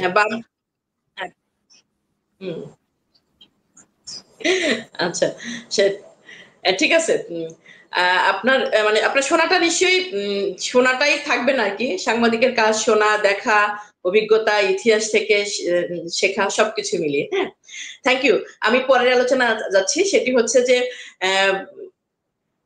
একটা খুবই ভয়াবহ পরিস্থিতি বিরাজ করছে, এবং এটা আতঙ্কের, আশঙ্কার এবং অত্যন্ত উদ্বেগের যে এই সময় বাংলাদেশে ইসলামী মৌলবাদী দলগুলো, ধর্মীয় মৌলবাদী দলগুলো, এর আগেও যে আমাদের দেশে সংখ্যালঘু নির্যাতন হয়নি, এর আগেও যে আমাদের দেশে এই ধরনের কাজগুলো হয়নি তা না, কিন্তু এই সময়ে এবং 54 বছরের যে পঠিত ইতিহাস বাংলাদেশের, সেখানেও যদি দেখেন আমাদের সংবিধানকে সাম্প্রদায়িকীকরণ করা হয়েছে, আমাদের রাষ্ট্রকে সাম্প্রদায়িকীকরণ হয়েছে ধর্মনিরপেক্ষতা বাদ দিয়ে বা ইয়ে করে, কিন্তু সবচেয়ে বেশি আস্ফলনটা বা উৎফলনটা এই সময় হচ্ছে, এবং খুব সুস্পষ্ট করে এটা সরকারের মদদে যেহেতু হচ্ছে, পৃষ্ঠপোষকতা হচ্ছে, সেই কারণে আমি বলবো যে রাষ্ট্রীয় মদদই হচ্ছে। কেমন করে সরকারের মদদে হচ্ছে সেটি হচ্ছে যে আপনাকে মাথায় রাখতে হবে, একটি ইসলামী মৌলবাদী দল যখন বাংলাদেশের নারীর বিরুদ্ধে কথা বলবে, যখন বাংলাদেশে জাতীয় সঙ্গীতের বিরুদ্ধে কথা বলবে, সেটা আসলে তো একদম সুস্পষ্ট করে বাংলাদেশের সংবিধান বিরোধী অবস্থান। সেই অবস্থানে কিন্তু বিনা প্রশ্নে সরকার তাদের বিরুদ্ধে, আমরা দাবি না তুললেও, আমরা রাস্তায় না নামলেও, আমরা চাপ প্রয়োগ করতে পারি আর না পারি, বিনা প্রশ্নে সরকার তাদের বিরুদ্ধে ব্যবস্থা নিতে পারে, কিন্তু সেই কাজটা একদমই হচ্ছে না। উপরন্তু যেটা হচ্ছে তার বিভিন্ন, আজকে দেখবেন খুবই উদ্বেগজনক, দুর্গাপূজা নিয়ে স্বরাষ্ট্রমন্ত্রী একটা মন্তব্য করেছেন আর কি, খুবই খুবই বাজে, মানে খুবই সিলি মনে হতে পারে কিন্তু খুবই বাজে। কিন্তু একটা জিনিস আপনার মাথায় রাখতে হবে যে স্বরাষ্ট্রমন্ত্রী কিন্তু কোনো রাজনৈতিক দল করে নাই কোনোদিন, সে কোনো রাজনৈতিক দলের স্বরাষ্ট্র উপদেষ্টা, সরি, সে কোনো রাজনৈতিক দলের মানে প্রতিনিধি না, কিন্তু তার মুখ থেকে এই কথাটা বেরিয়ে গিয়েছে মানে হচ্ছে তার মনোভাব, তার মানসিকতা, তার মনস্তত্ত্ব, তার আদর্শ হচ্ছে এটাকে ধারণ করে। কাজে ও ক্ষমতায় ওখানে যারা রয়েছে, সে প্র্যাকটিশনার মুসলিম না হতে পারে, সে প্র্যাকটিশনার একজন ধার্মিক না হতে পারে, কিন্তু মনস্তাত্ত্বিক ভাবে সে একজন মৌলবাদী মানুষ। হ্যাঁ, সেই কারণে হচ্ছে আমরা একটা খুবই আতঙ্কের মধ্যে, বাংলাদেশের মানুষ এই সময় উদ্বেগের মধ্যে আছে। কিন্তু আতঙ্ক বা উদ্বেগের আসলে কারণ তো আছে, হতাশার কোনো কারণ নাই। আমাদের দেশের ইতিহাসটা কি আপনাকে একটু মাথায় রাখতে হবে। 47 সালে যখন দ্বিজাতি তত্ত্বের ভিত্তিতে আমাদেরকে ভাগ করা হলো একটা ধর্মীয় চেতনার ভিত্তিতে, প্রথম দিন থেকে কিন্তু এই ভূখণ্ডের মানুষ বিরোধিতা করে আসছে, এবং তার কারণেই কিন্তু 48 সালে সেই ভাষা সংস্কৃতির আন্দোলন, তারপরে 52 সালে ভাষা আন্দোলন, তার প্রেক্ষিতে এসে 71 সালে রক্তের বিনিময়ে একটা অসাম্প্রদায়িক বাংলাদেশ প্রতিষ্ঠা করার একটা জায়গা তৈরি হয়েছে। তারপর রাজনীতিকে বিভিন্নভাবে সাম্প্রদায়িকীকরণের চেষ্টা চলেছে, এর একটা আন্তর্জাতিক প্রভাব আছে, সারা বিশ্ব জুড়ে পজিটিভ নেগেটিভ দুই ধরনের প্রভাব আছে। সাম্রাজ্যবাদের একটা প্রভাব আছে আমাদের মধ্যে মৌলবাদী শক্তিকে সংহত করে রাখার, আবার পৃথিবী জুড়ে বিভিন্ন জায়গায় যেভাবে মুসলমানদের প্রতি আক্রমণ হচ্ছে একটা প্রজন্মের, সেই কারণে হয়তো এক ধরনের মানে কি বলবো, মানে সফট কর্নার তৈরি হচ্ছে। সেই টোটাল বিষয়টা হচ্ছে যে আমাদের রাষ্ট্র তৈরির যে মতাদর্শ জায়গাটা, আমাদের রাষ্ট্র, আমাদের যে যাত্রাটা, আদর্শিক যে জায়গাটা, সেই জায়গাটার আমরা আমাদের মানসিকতাটা বা আমাদের জনগণের এই জায়গাটা হয়তো গড়ে উঠতে পারিনি। এবং তার সাথে সাথে পাড়ায় পাড়ায় মাদ্রাসা, ইসলামী এইডের মাধ্যমে জ্ঞান প্রচার, অমুক তমুক, সেই বিষয়গুলো রয়েছে। কিন্তু এর বিপরীতে খুব সুস্পষ্ট একটা বিষয়, সেটা হচ্ছে যে বাংলাদেশের মানুষ কিন্তু অসাম্প্রদায়িক চেতনাটাকে বা সম্প্রীতির চেতনাটাকে এখনো বহন করে। মানে একটি নির্বাচন যদি হয়, আমাদের এই মুহূর্তে বাংলাদেশের রাজনৈতিক দলগুলোর কাছে সবচেয়ে বড় মানে জায়গাটা হচ্ছে, লড়াইয়ের জায়গাটা হচ্ছে বাংলাদেশের একটি নির্বাচিত সরকার প্রতিষ্ঠিত। এবং আমি আসলে, আপনি একজন দেশপ্রেমিক সাংবাদিক, আপনাকে আমি আশ্বস্তই করতে চাই, একটি নির্বাচন হলেই আসলে আমাদের কাছে পরিষ্কার হয়ে যাবে যে ইসলামী মৌলবাদী শক্তি যারা বাংলাদেশে রয়েছে বা 71-এর যুদ্ধাপরাধী যারা রয়েছে, তারা এই সময় হয়তো এসে উপরিকাঠামোতে একটা বড় ধরনের আস্ফালন দেখাতে পারছে, কিন্তু বাংলাদেশের জনগণ তাদেরকে কখনোই গ্রহণ করবে না। এটা আসলে হবে না। এটা মানে আওয়ামী লীগকে নেতিকরণের মধ্য দিয়ে মুক্তিযুদ্ধের বিপরীতে বাংলাদেশের মানুষ অবস্থান নেবে না। এই বিষয়টা আমি আসলে আপনাকে মানে আশ্বস্ত করতে চাই এবং বাংলাদেশের মানুষকে আহ্বান জানাতে চাই। আমি বুঝতে পেরেছি, আপনি আশ্বস্ত করছেন শুনে আমি খুব প্রীত হলাম, কিন্তু আমি আশ্বস্ত হতে পারছি না। সাবির মুস্তাফা, আমাকে যদি বলেন যে এখানে আশ্বস্ত হওয়ার কি কোনো কারণ আছে? ঠিক যে বাংলাদেশের মানুষ এগুলি মানবে না, আমিও এটা বিশ্বাস করি, মানুষের উপর ভরসা রাখি, কারণ আমাদের ইতিহাস বলে বাংলাদেশের মানুষ এইসব কোনোদিনও মানবে না। হয়তো সময় লাগবে, কিন্তু একটা না একটা সময়ে তারা ঘুরে দাঁড়াবে। কিন্তু এই যে যারা এই মানুষকে মবিলাইজ করে, মানুষকে রাজনৈতিক দলগুলো যে নেতৃত্ব দেয়, গত 1 বছরেও কোনো রাজনৈতিক দলকে তো দেখলাম না এই লুনানুর যে কথাগুলি বললেন তার বিরুদ্ধে রুখে দাঁড়াতে, তার বিরুদ্ধে মানুষকে মবিলাইজ করতে, তার বিরুদ্ধে মানুষকে ঐক্যবদ্ধ হয়ে, মানে যে এক ভয়ঙ্কর নাশকতার পরিস্থিতি বাংলাদেশে চলছে বা চালানো হচ্ছে বা বাংলাদেশকে ঠেলে দেওয়ার প্রবণতা, সেটি ঠেকানোর রাজনৈতিক কোন রকম কোন উদ্যোগ কি দেখছেন? না, এখানে একটা জিনিস, সেটা হচ্ছে যে বাংলাদেশে এই মুহূর্তে বা অদূর ভবিষ্যতে নির্বাচনের মাধ্যমে একটা ধর্মীয় মৌলবাদী সরকার আসার সম্ভাবনা খুবই ক্ষীণ। এবং যেটা লুনানুর বলছেন যে বাংলাদেশের মানুষ যখনই তারা সুযোগ পায় ভোট দেওয়ার, তারা কিন্তু ওই মৌলবাদী, তারা নিজেরা যতই ধর্মভীরু হোক না কেন, তারা কিন্তু সেই মৌলবাদী ক্যান্ডিডেটদের ভোট দেয় না বা দলকে ভোট দেয় না। সেজন্যই জামাত ইসলামের ভোট 8, 9, 6, 10 এরকমের মধ্যেই সীমাবদ্ধ আছে বহুদিন ধরে, বাড়ছে না। কিন্তু সমস্যা কিন্তু বাংলাদেশের জন্য সেটা না, মানে যেটা বাংলাদেশের জন্য বিপদ, সেটা ওই সরকারে ক্ষমতায় ধর্মান্ধ বা মৌলবাদী শক্তির উপস্থিতি না। সেটা হচ্ছে যে মৌলবাদী শক্তি কিন্তু থাকে ক্ষমতার বাইরে এবং তারা অর্গানাইজ করে নিজেদেরকে বাইরে। আপনি হেফাজতে ইসলামের ব্যাপার দেখেন, হেফাজতে ইসলাম কিন্তু পরিষ্কার বলে দেয় যে তারা কোনো রাজনৈতিক শক্তি না, তারা কখনোই নির্বাচন করবে না, তারা কখনোই কোনো নির্বাচনী জোট থাকবে না। কিন্তু তাদের মতে যেটা ইসলামী বিষয় সেটা যাতে প্রতিষ্ঠা হয়, বা তাদের মতে যেটা অনইসলামিক বিষয় সেটা যাতে মুছে ফেলা হয়, ধ্বংস করা হয়, সেজন্য কিন্তু তারা চাপ প্রয়োগ করবে। তারা লাখ লাখ লোক তাদের মাদ্রাসা থেকে রাস্তা নামাবে। এখন এটা অনেক সময় হয় যে একটা আপনার মুক্ত স্বাধীন গণতান্ত্রিক এবং উদারপন্থী রাষ্ট্রের যে মূল্যবোধ সেটার সাথে তাদের মূল্যবোধের অনেক সংঘর্ষ হয়, এবং এই সংঘর্ষ যখন হয় তখন বাংলাদেশে যেসব সরকার থাকে তাদের কিন্তু সেই সাহসটা থাকে না তাদের মোকাবেলা করার। আপনি দেখেন আওয়ামী লীগের জন্য একটা আর্টিকেল অফ ফেথ হচ্ছে বঙ্গবন্ধু। তারা যাত্রাবাড়ির মোড়ে শেখ মুজিবের একটা স্কাল্পচার ভাস্কর্য স্থাপন করার জন্য চীন থেকে ভাস্কর্য বানিয়ে নিয়ে আসলো। তারা পারলো সেই ভাস্কর্য স্থাপন করতে পারলো না, কেন? হেফাজত ইসলাম বললো যে না, ওখানে একটা মাদ্রাসা আছে, এই মাদ্রাসার সামনে একটা মূর্তি থাকতে পারে না। ব্যাস। অনেকে ভেবেছিল যে আওয়ামী লীগ অন্তত শেখ মুজিবের প্রশ্নে গিয়ে মানে রুখে দাঁড়াবে, যে না তোমাদের অনেক কথা শুনছি কিন্তু এইখানে আমি ছাড় দেব না। কিন্তু ছাড় তো দিল, সেই স্তম্ভ পড়ে আছে, প্লিন্থটা পড়ে আছে, স্ট্যাচু আর ওটার উপরে উঠলো না। এখন তো ওটার কোনো প্রশ্নই ওঠে না, ওই স্ট্যাচু কোথায় আমি নিজেও জানি না। কাজে আওয়ামী লীগও কিন্তু এদের এইসব দাবির সামনে প্রতিরোধ গড়ে তুলতে পারে না। তারা সবসময় এদেরকে ছাড় দিয়ে আসছে, এবং এটাই হচ্ছে বাংলাদেশের জন্য সবচেয়ে বড় বিপদ। যে কারণ এদের দাবিগুলো কখনোই হয় না যে ইসলামকে একটা আধুনিক সমাজের সাথে কিভাবে সামঞ্জস্যপূর্ণ করা যায় সেটা নিয়ে কিন্তু তারা কাজ করে না। তাদের কাজ হচ্ছে সবসময় একটু নেতিবাচক, একটু পিছনের দিকে যাওয়া, কোনটা নিষেধ, কোনটা করতে দেওয়া যাবে না, কোনটা আটকাতে হবে নারীর ক্ষেত্রে এবং অন্যান্য সাংস্কৃতিক বিষয়ে। এটি হচ্ছে তাদের মূল টার্গেট।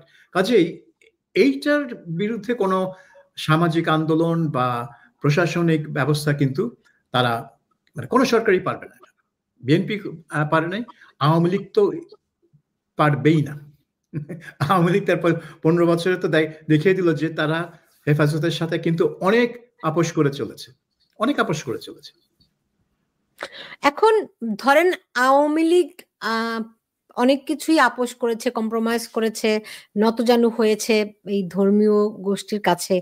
এখন ধরেন মুক্তিযুদ্ধ প্রশ্নে গত 1 বছরে আমরা এই সরকারের যে ভূমিকা দেখলাম, মুক্তিযুদ্ধকে যেভাবে করে মুক্তিযোদ্ধাদেরকে যেভাবে অপমানিত, অবহেলিত এবং বলা যেতে পারে মুক্তিযুদ্ধকে পুরো বাদ দিয়ে দেওয়ার যেই প্রক্রিয়া চলছে, বরং উল্টো একটা ন্যারেটিভ দাঁড় করানোর চেষ্টা চলছে, সেখানে আপনি লুনা নূর ঠিকই বলেছেন যে বাংলাদেশের মানুষ হয়তো কখনোই এটি মেনে নেবে না, কিন্তু রাজনৈতিক দল হিসেবে আওয়ামী লীগ ছাড়া আর কেউ কি মুক্তিযুদ্ধকে লালন করতে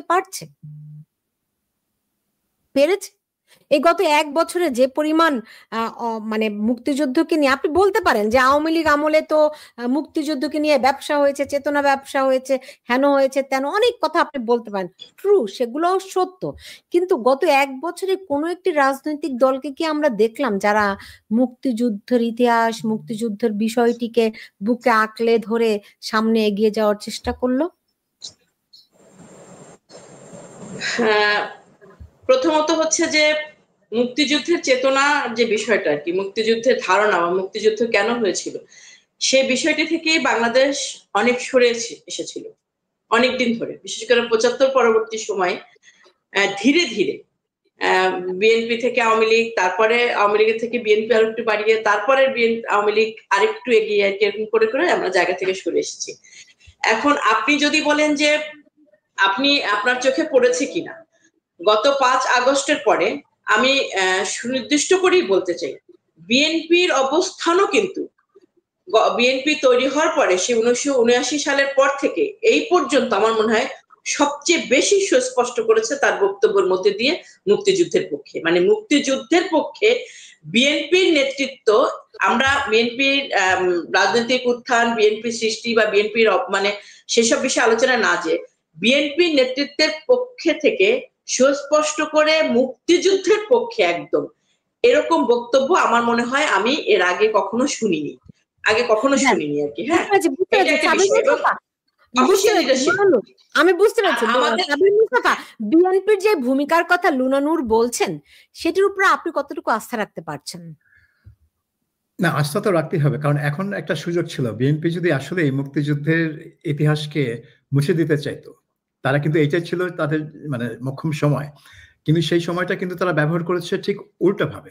কারণ তারা দেখছে যে আওয়ামী লীগের অনুপস্থিতিতে মুক্তিযুদ্ধের ইতিহাস আসলেই মুছে ফেলা হতে পারে, এবং সেইটা আটকানোর জন্য তারা কিন্তু অনেক লুনা যেটা বলছে, তারা একটা অবস্থান নিয়েছে যে মুক্তিযুদ্ধের ব্যাপারে তারা আপোষ করতে মানে কম্প্রোমাইজ মানে করবে না।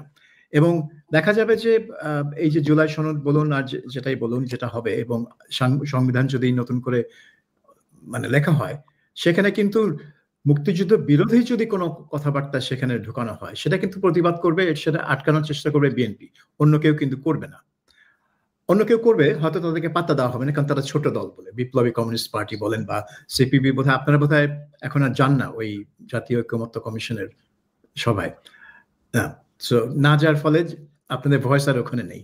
বয়কটের এই একটা সমস্যা, আপনাদের কথা বলার সুযোগটা আর কি আপনারা হারালেন।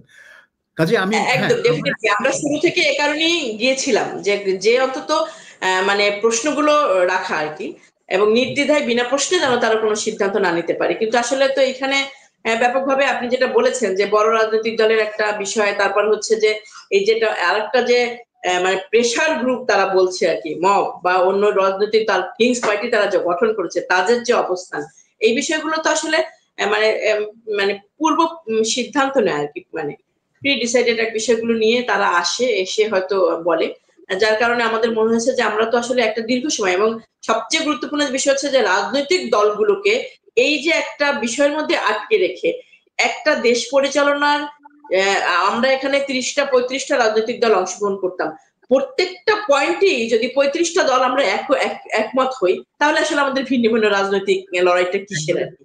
এই যে জায়গাটা নিয়ে আসার একটা চেষ্টা করছিল, আমাদের মনে হচ্ছিল যে এই চেষ্টাটা একটা দৃঢ়সন্ধি আছে আর কি, সেই জায়গায় আমরা খুব সুস্পষ্ট করে, এবং আমরা জামাতে ইসলামের সাথে অফিসিয়ালি বাংলাদেশের কোনো অফিসিয়াল ডকুমেন্টে একত্রিত হতে চাই না, এই কথাটা আমরা বলে এসেছি, মানে স্বাক্ষর করে।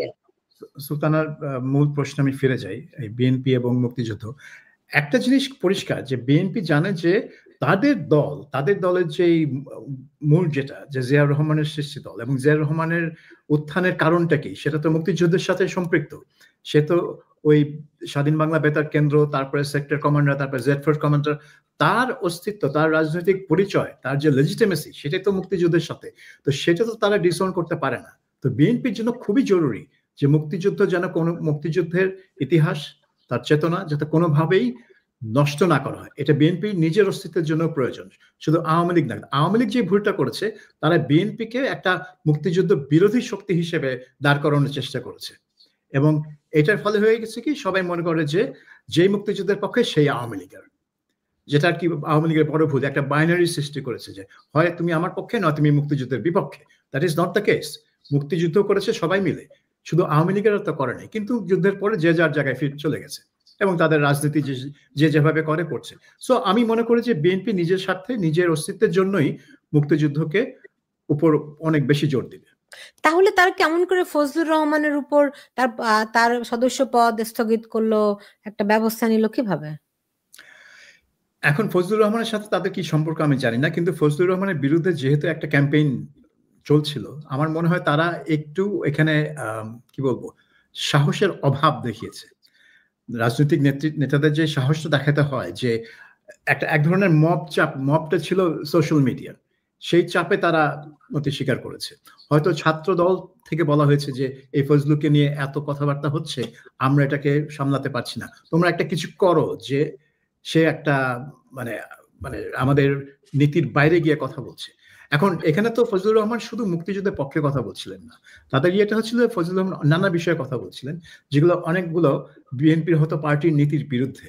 বিএনপি এক ধরনের কাজ করার চেষ্টা করছে, ফজলুর রহমান সাহেব অন্য দিকে চলে যাচ্ছিলেন, সেজন্য একটা অ্যাকশন নিতে তারা বাধ্য হয়েছে।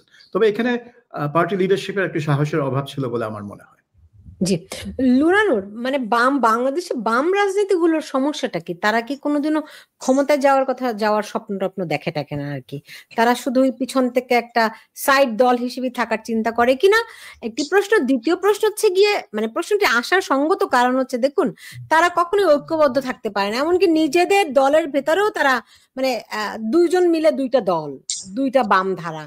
এমনকি এই যে ডাকসু নির্বাচন কত ক্রিটিক্যাল এবারের নির্বাচনটা, অনেকেই অভিযোগ করছেন শিবিরকে এইবার ডাকসুর নির্বাচনে বিজয়ী প্যানেল হিসেবে নিয়ে আসার জন্যই তড়িঘড়ি করে এই নির্বাচনটি দেয়া হয়েছে, এরকম একটা অভিযোগ আছে। সেই প্রেক্ষিতেও আমরা দেখলাম যে ছাত্র ইউনিয়ন কিংবা বাম দলগুলো একটি মাত্র প্যানেল দিতে পারলো না, তারা ভেঙে ভেঙে ডিফারেন্ট প্যানেল। কারণটা কি, সংকটটি কোথায় আপনাদের? প্রথমত হচ্ছে একটি বিষয়, বাংলাদেশে কেন বাম রাজনৈতিক সংগঠনগুলো আমরা শ্রীলঙ্কার মতো বা নেপালের মতো জনগণের সাথে লড়াইয়ের থেকেও সামনের দিকে যেতে পারি না, সেটি একটি আলোচনা। সেই আলোচনা করার আগে আমি আপনার প্রশ্নের একটু বাঁকাভাবে একটু অন্য উত্তর দিই। বুর্জোয়া দলও কিন্তু অনেকগুলো, তাই না? বুর্জোয়া মতাদর্শের দল বা পুঁজিবাদ যে দল বলবো আমরা, বা গণতন্ত্রের মানে বলে সেই দলও কিন্তু অনেকগুলো। বাম দলকে আপনারা কেন একটা দল বানাবেন?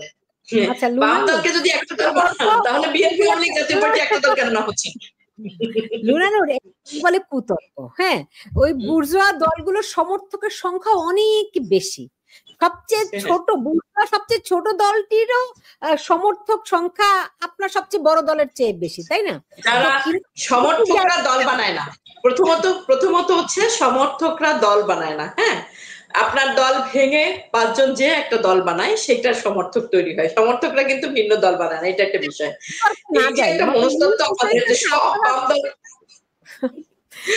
বাম দল একটা দল হবে আর ডান দল অসংখ্য থাকবে, এই জায়গাটা থেকে আমাদেরকে বেরিয়ে আসতে হবে। রাজনৈতিক মতাদর্শে বিএনপি বিশ্বায়নের পক্ষে মুক্তবাজারের পক্ষে একটা দল, আওয়ামী লীগ বিশ্বায়নের পক্ষে মুক্তবাজারের পক্ষে একটা দল, জাতীয় পার্টি একটা, সেই পর কিন্তু ভিন্ন ভিন্ন দল কিন্তু, ঠিক আছে? আবার ইসলামী দলগুলো দেখেন আরো বেশি। তো বাম দলগুলোকে আপনারা যাদেরকে বলেন আর কি আমরা সমাজতন্ত্রকে যারা লড়াই করি বা সাম্যবাদের লড়াই করি, আমাদেরও রণকৌশল রণনীতিতে ভিন্নতা রয়েছে, সেটা কিন্তু আমাদের একটা জিনিসকে আপনাকে একটা মাথায় রাখতে হবে যে আমার শত্রু সবাই একত্রিত। আপনাকে একটা জিনিস একটু মানে আমি 2 মিনিট ডিটেলে যদি বলতে দেন, সেটা হচ্ছে যে আওয়ামী লীগ যদি যখন ক্ষমতায় যাবে, আমেরিকার সাথে আওয়ামী লীগের সম্পর্ক কি হবে একটু কয়ের 1, 2, 3 হতে পারে। ভারতের সাথে সম্পর্ক কি হবে মানে 19-20 হতে পারে। বিএনপি যখন ক্ষমতায় যাবে সেম, কিন্তু আমেরিকার সাথে তার ক্ষমতা কি হবে কয়ের 1, 2, 3, 4 হবে, 18-19 হবে এরকম। বাংলাদেশের কলকারখানাগুলো কিভাবে চলবে সেটা হচ্ছে এইভাবে পিপিএসসির মাধ্যমে, পাবলিক মানে পিপল, এই যে গভর্নমেন্টের যে এখন যে সিস্টেম সেইভাবে চলবে, বা অথবা একদম প্রাইভেট হয়ে যাবে। পুঁজিবাজারে এইভাবে ব্যক্তিগত বিনিয়োগ হবে, শিক্ষার এভাবে বাণিজ্যিকীকরণ চলতে থাকবে, টাকা দিয়ে আপনার চিকিৎসাটা কিনতে হবে। এরা যখন যাবে ক্ষমতায় সবার ক্ষেত্রে কিন্তু এরকম যাবে। এর বিপরীতে বামপন্থীরা যখন ক্ষমতায় যাবে তখন তার পররাষ্ট্র নীতি পাল্টে যাবে, সাম্রাজ্যবাদের সাথে তার সম্পর্ক পাল্টে যাবে, তার সামরিক নীতি পাল্টে যাবে। সে নিশ্চয়ই মানে একটা সামরিক গঠন করবে না, বাহিনী গঠন করবে না, তার শিক্ষানীতি পাল্টে যাবে, তার হচ্ছে স্বাস্থ্যনীতি পাল্টে যাবে। এবং সেই প্রত্যেকটা বিষয় হচ্ছে এই যে রাজনৈতিক দলগুলো বলেন এবং এই যে ব্যবসায়িক শ্রেণী বলেন, এই যে আমলা বলেন, এই যে আমাদের প্রশাসন ব্যবস্থা বলেন, তাদের বিপরীতে যাবে। যার কারণে হয় কি জানেন, বাম দলগুলো একদিকে আর তার সকল শক্তি আর একদিকে। আমাদের লড়াইটা এজন্য অনেক বেশি করতে হয় অন্যদের সাথে। এর বাইরে আর একটা উপরন্ত বিষয় হচ্ছে, সেটা হচ্ছে যে এরকম বাংলাদেশের মতো একটা গণ অভ্যুত্থান শ্রীলঙ্কায় হয়ে গেল, বা নেপালে যেটা হলো যে পার্লামেন্টে যদিও দুটি কমিউনিস্ট পার্টি ছিল, বামপন্থী দল ছিল, পার্লামেন্টে অনাস্থার মধ্যে দিয়ে সিপিএন ইউএমএল ক্ষমতায় আসলো। সেটা হলো বাংলাদেশে এটা সম্ভব না কেন? সবসময় বামপন্থীদের সাম্রাজ্যবাদের মদতে, সাম্রাজ্যবাদের খুব সুচিন্তিত মানে পরিকল্পনা হিসেবে তাদের যে তাত্ত্বিক রয়েছে, তাদের পরিকল্পনা অনুযায়ী সমাজতন্ত্রকে বা বামপন্থীদেরকে একটা ধর্ম বিরোধী অংশ হিসেবে হাজির করা হচ্ছে। একটা মুসলিম সংখ্যাগরিষ্ঠ দেশে বিনা প্রশ্নে আমরা তাদের সাপোর্টটা পাওয়াটা আমাদের জন্য কিন্তু আপনি যত যাই বলেন না কেন, আমি তো দেখি সাম্রাজ্যবাদ বিরোধী ধোঁয়া তুলে তারা সাম্রাজ্যবাদের তাবেদারি করে। এখন এটি তো মানে এই গত 1 বছরে তো তাই দেখলাম। আপনি সেই আলোচনায় না যান, আপনি আমাকে বলুন যে এই ডাকসুর নির্বাচনে তা আপনারা একটি প্যানেল পর্যন্ত দিতে পারলেন না কেন? একটা প্যানেল আমরা দিব? শত প্যানেল হয়েছে, আমরা কেন একটা প্যানেল? প্রত্যেকটা প্যানেলের স্পেসিফিক এজেন্ডা থাকবে, ম্যানিফেস্টো থাকবে, আমাদের কেন একটা প্যানেল দিতে হবে? ছাত্রফ্রন্টের ম্যানিফেস্টো ভিন্ন, ছাত্র ইউনিয়নের ম্যানিফেস্টো ভিন্ন, ফেডারেশনের ম্যানিফেস্টো ভিন্ন, সবাই তো একভাবে দেখবে না, কেন আমরা একটা প্যানেল দিব? 2টা প্যানেল, ছাত্র ইউনিয়নের 2 ভাগ হয়ে গেছে প্যানেল। ছাত্র ইউনিয়নের দুটো প্যানেল না, আপনি এটা ছাত্র ইউনিয়নের একটা অংশ প্রতিরোধ পর্ষদের সাথে যে নির্বাচন করতেই পারে, সেটা করতেই পারে। আমি একটা এই অর্থে বলি যে আপনি বললেন যে ছাত্র ইউনিয়নের মূল অংশ থেকে এরা একটা দু একটা বিষয়ে দ্বিমত হওয়ার কারণে বেরিয়ে যে একটা অংশ তৈরি করেছে, তারা প্রতিরোধ পর্ষদের সাথে ইলেকশন করছে।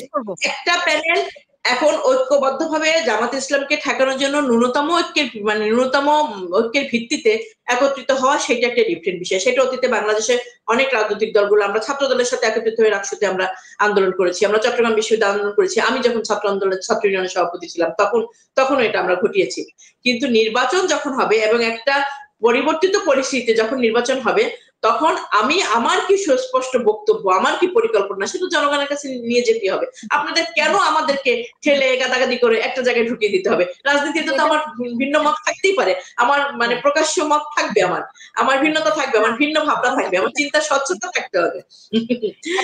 আমি একটু আপনার শোর মাধ্যমে আগামীকালকে ডাকসু ইলেকশন, আমি যেহেতু একসময় ছাত্র আন্দোলনের মধ্য দিয়ে আমার জাতীয় রাজনীতিতে মানে প্রবেশ, আমি জানি যে আপনারা এসে সবাই দেখে। আমি ঢাকা বিশ্ববিদ্যালয়ের সকল শিক্ষার্থীদেরকে শুধুমাত্র এই আহ্বান জানাবো, যারা বিশ্ববিদ্যালয়ের গণতান্ত্রিক চর্চা করেছে, যারা মুক্তিযুদ্ধের চেতনাকে প্রকৃত অর্থে ধারণ করে, বিশ্ববিদ্যালয়ের ধারণাকে সমুন্নত রাখতে যে আগামীকালকে যেন ঢাকা বিশ্ববিদ্যালয়ের শিক্ষার্থীরা তাদের পক্ষে রায় দেয়।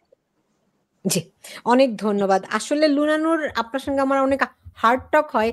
এর বড় একটা কারণ যে আমরা তো চাই, আমি নিশ্চিত সাবির ভাইও চাই, একটা সমতার ভিত্তিতে সমাজ আমাদের দেশে প্রতিষ্ঠিত হোক, এবং সেটি তো আপনারাই বলেন যে বুর্জোয়া দলগুলো বাস্তবায়ন করবে না, আমরা জানি। তো যখন বাম দলগুলোকে সেই কাঙ্ক্ষিত জায়গায় না দেখি, তখন তো প্রশ্নগুলো আসে। তো সাবির ভাই, আপনার মানে আমি শেষ প্রশ্ন করছি আপনাকে, ডাকসু নির্বাচনকে ঘিরে আপনি কি দেখেন? যে শিবির আবার নতুন করে ক্ষমতায়ন হচ্ছে কিনা, বাংলাদেশের ইতিহাসে প্রথমবারের মতো পুরো জেকে বসছে কিনা, এবং বাম রাজনীতির পরিণতিটি শেষ পর্যন্ত কোথায়? ডাকসু নির্বাচনকে আমি কিভাবে দেখি? আমি দেখি যে ৩৯,০০০ ছাত্রছাত্রী ভোট দেবে। ৩৯,০০০ ছাত্রছাত্রী। বাংলাদেশে ভোটার হচ্ছে ১২,৬১,০০,০০০ লক্ষ। সেই ১২ কোটি, প্রায় ১৩ কোটি ভোটারের দেশের ৩৯,০০০ ভোট দেবে যেই নির্বাচনে, সেই নির্বাচনে আমি কেন মাতামাতি করবো, এত মাতামাতি করবো? এই নির্বাচনটা হচ্ছে একটা বিশ্ববিদ্যালয়ের ছাত্র সংসদ নির্বাচন করার জন্য, যে ছাত্র সংসদের আসলেই বিশ্ববিদ্যালয়ের চেহারা পরিবর্তন করার কোনো ক্ষমতা নেই, কারণ প্রশাসনিক কোনো ক্ষমতা এই ছাত্র সংসদে নেই। তারা যতই মানে মানে টক শোতে গিয়ে যা খুশি বলুক না কেন, প্রশাসনিক ক্ষমতা হচ্ছে প্রশাসনের, ভিসি এবং তার টিমের। কাজেই এটা নিয়ে আমার এত মাথা ব্যথা নেই। আমার খালি একটা জিনিস মনে হয় যে সবাই বলছে যে ছাত্র শিবিরকে আটকাতে হবে, কেউ কিন্তু বলছে না যে আমাকে ভোট দিন। বলছে ছাত্র শিবিরকে আটকাতে আপনি এটা করেন, ওটা করেন, সেটা করেন, তোমরা সবাই একসাথে অমুককে ভোট দাও, তোমরা একসাথে এই আবিদকে ভোট দাও, এই কাদেরকে ভোট দাও, ওই সাদেককে ভোট দাও, এক একটা নাম শুনি। কিন্তু কেন ভাই? ছাত্র শিবির তার এজেন্ডা নিয়ে নির্বাচন করছে, এক একজন এজেন্ডা নিয়ে নির্বাচন করছে। তো ছাত্রদলকে তো ভোট দিব আমি, যদি আমি ছাত্র দলকে চাই। আমি তো ছাত্র ফেডারেশন বলুন বা ছাত্র ইউনিয়ন বলুন, তাদেরকে ভোট দেবো যদি ওদের এজেন্ডা আমার কাছে মানে অ্যাকসেপ্টেবল হয়। তো এখানে আমি একটা দুর্বলতা দেখছি, বিশেষ করে বাম যারা বলে যে সব বাম কেন একসাথে হয়ে শিবিরকে প্রতিহত করছে না। তো এটা তো 5টা যদি বাম দল থাকে, 5টা বাম দল 5টা প্যানেল দিবে। এখন প্রত্যেকে চাইবে যে তার দিকে ভোটারদের আকৃষ্ট করতে। সেখান থেকে যদি শিবির যেতে যায়, ওয়েল এটাই পরিস্থিতি। যেরকম ব্রিটেনে এখন অনেকে বলছে যে জেরেমি করবিন সে একটা বামপন্থী দল লঞ্চ করবে, ইয়োর পার্টি এখন নাম, ওটার নাম চেঞ্জ হবে। এবং অনেকেই বলছে এই দেখো ইয়োর পার্টি যদি মাঠে আসে তারা 20% ভোট নিয়ে নেবে এবং সেগুলো সব যাবে লেবার থেকে।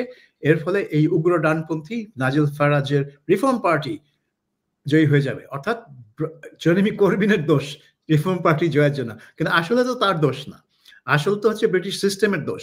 তারাই এই রিফর্ম পার্টির উত্থানের জন্য রাস্তা করে দিয়েছে। তো ছাত্র শিবির যদি আজকে ঢাকা বিশ্ববিদ্যালয়ে ডাকসু জেতার অবস্থানে থাকে, তাহলে সেই উত্থানের জায়গাটা কে সৃষ্টি করেছে? কারণ ঢাকা বিশ্ববিদ্যালয়ের ইতিহাসে ছাত্র শিবির মুখ দেখাতে পারেনি, ডাকসু জয়ের তো পরের কথা। তাহলে এই অবস্থা কিভাবে সৃষ্টি হয়েছে? কে এই অবস্থা সৃষ্টি করার রাস্তা করে দিচ্ছে? কে গত 1 দশক 2 দশক ধরে ওখানে কোনো ছাত্র রাজনীতি হতে দেয়নি, মানে তাদের দখলদারিত্বের জন্য? এই প্রশ্নগুলোর জবাব তো বামপন্থীদের কাছ থেকে জিজ্ঞেস করতে হবে না, এই প্রশ্ন করতে হবে আপনার ছাত্রলীগ এবং আওয়ামী লীগের কাছে, কারণ তারাই গত 15 বছর এই ক্যাম্পাস দখল করে বসেছিল এবং কোনো সুস্থ ছাত্র রাজনীতি গড়ে উঠতে দেয়নি। যদি গড়ে উঠতে দিত, আজকে কি এই আলোচনা হতো যে ছাত্র শিবিরকে আটকানোর জন্য ওর একটা অ্যালায়েন্স দরকার, ওর ভোট তাকে দিন? না, এটা হতো না, কারণ ছাত্র রাজনীতি তার মতো এগিয়ে যেত। আর এটা হলো একটা। আরেকটা হচ্ছে যে এগেইন ইয়েস, ঢাকা ইউনিভার্সিটি খুবই ইম্পর্টেন্ট একটা প্রতিষ্ঠান বাংলাদেশের, এটা কোনো সন্দেহ নেই। এবং ঢাকা ইউনিভার্সিটি থেকেই অনেক আন্দোলনের সৃষ্টি।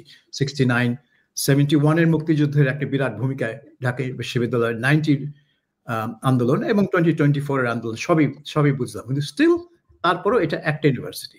বাংলাদেশে পাবলিক ইউনিভার্সিটি হয়তো 30-40টা আছে, প্রাইভেট ইউনিভার্সিটি প্রায় 100 খানেক আছে। হ্যাঁ, লাখ লাখ ছাত্র কিন্তু এর মধ্যে ইনভলভ না। কাজেই এটাকে একেবারে মানে কার জানি বক্তব্য শুনলাম যে এই নির্বাচনকে যেভাবে প্রচার দেওয়া হচ্ছে পত্র পত্রিকা দেখে মনে হচ্ছে যে আমেরিকার প্রেসিডেন্ট নির্বাচন হচ্ছে। হ্যাঁ, তো এটা ঘটনাটা সেরকমই। এখন অনেকে মনে করে যে ঢাকা ইউনিভার্সিটিতে যে জিতবে। সাবির ভাই, একটা জিনিস, মানে আমি যদি ভুল না হয়ে থাকি, আমার মনে হয় 89-এ সর্বশেষ, মানে আমার যতদূর মনে পড়ে ডাকসু ইলেকশন হলো 89-এ। সেখানে রোকেয়া হলের শিক্ষার্থী মেয়েদের উপর অনেক হামলা টামলা হয়েছিল, তখন আমি ছোট, but still I can remember that. Then তো নির্বাচন হলো আওয়ামী লীগের আমলি, ডাকসু নির্বাচন। এর মাঝখানে তো কোনো নির্বাচন হয়নি, হয়েছে কি? 89-এ সুলতান মনসুর আর মোশতাক হোসেন, 90-তে আমানুল্লাহ আমান আর খায়রুল কবির খোকন। হ্যাঁ, তারপরে আর কোনো নির্বাচন হয়নি। তারপরে তো আওয়ামী লীগ আমলি নির্বাচন হলো। হ্যাঁ, কিন্তু তাহলে কেমন করে বলছেন যে আওয়ামী লীগ নির্বাচন দেয়নি? আওয়ামী লীগের আমলটা ছিল 15 বছর লম্বা, নির্বাচন হয়েছে একটা, তার মানে 14 বছর আপনারা নির্বাচন করতে দেননি। ধরেন তার আগে ধরেন এরশাদের আমল তো পতন হলোই, খালেদা জিয়ার 2 টার্ম গেল, তারও তো নির্বাচন দেয়নি। হ্যাঁ, খালেদা জিয়ার টার্মের নির্বাচন হয়নি, শেখ হাসিনার প্রথম টার্মের নির্বাচন হয়নি, তারপর খালেদা জিয়ার সেকেন্ড টার্মের নির্বাচন হয়নি, এবং শেখ হাসিনার পর একটু সাবিবের সাথে একটু যুক্ত করতে চাই, সরি, মানে সেটা হচ্ছে শুধু নির্বাচন দেওয়ার তো বিষয় না, রাজনীতিটাকে তো আসলে মতাদর্শের মধ্যে রাখেনি, আদর্শের মধ্যে রাখেনি। এই যে আজকে ছাত্রলীগ করতো যে ছেলেগুলা বেরিয়ে গেল, ছাত্র শিবির করছে, এরা দীর্ঘদিন ধরে ছাত্রলীগের সাথে ছিল, আপনি তো এদেরকে পরিবর্তনই করতে পারলেন না। এরা তো আপনার ছত্রছায়া থেকে তার সংগঠনকে বৃদ্ধি করেছে। এর কারণ কি? কারণ হচ্ছে যে সংগঠনের মধ্যেও তারা এক ধরনের দুর্বৃত্তায়ন ঢুকিয়ে দিয়েছিল। আপনি ডাকসু ইলেকশন বা জাকসু ইলেকশন কেন, আপনি ছাত্রলীগের কোনো কাউন্সিল অধিবেশনে ভোটাভুটি হয়েছে, উদ্বোধনী অনুষ্ঠান হয়েছে, শেখ হাসিনা এসে বক্তৃতা দিয়ে চলে গেছেন, তারপরে বিভিন্ন গোয়েন্দা সংস্থার ইয়ের ভিত্তিতে কখনো কখনো শোনা যায় টাকার বিনিময়ে গণভবন থেকে কমিটি ঘোষণা করা হয়েছে। তো ছাত্রদের রাজনীতি করার বা নিজেকে যোগ্য করে তোলার, নিজেকে আদর্শের পরীক্ষায় পরীক্ষিত করে তোলার সেই পরিস্থিতিটাই তো ছিল না। সেখানে ডাকসু ইলেকশন তো দূরের কথা, নিজের দলের মধ্যেই সেই গণতন্ত্রের চর্চাটা ছিল না, যার কারণে আজকে সাদিক এতদিন ধরে ক্যাম্পাসে থেকে ছাত্রদের সাথে সম্পর্ক তৈরি করেছে, ছাত্রলীগের সাথে থেকে এখন সে ছাত্র শিবিরের হয়ে নির্বাচন করছে। এই যে একটা ভয়াবহ ক্ষতি হয়েছে। জি লুনা, বুঝতে পেরেছি লুনানুর। এখন মনে করেন ছাত্রলীগকে বাদ রেখে যে নির্বাচনটি হচ্ছে, সেই নির্বাচনের কি ফল আসবে সাবির মুস্তাফা?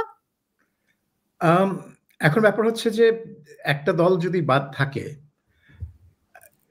তাহলে হ্যাঁ আপনি বলতে পারেন যে এই দলের একটা অনেক সমর্থক আছে, কিন্তু এবং তাদেরকে আমরা বঞ্চিত করছি। কিন্তু আপনি যখন দেখবেন যে ঢাকা ইউনিভার্সিটিতে ক্যাম্পেইন যেভাবে হচ্ছে, সেখানে ছাত্রলীগ বাদ পড়লে আদৌ ছাত্র সমাজের খুব ক্ষতি হবে বলে আমার তো মনে হচ্ছে না।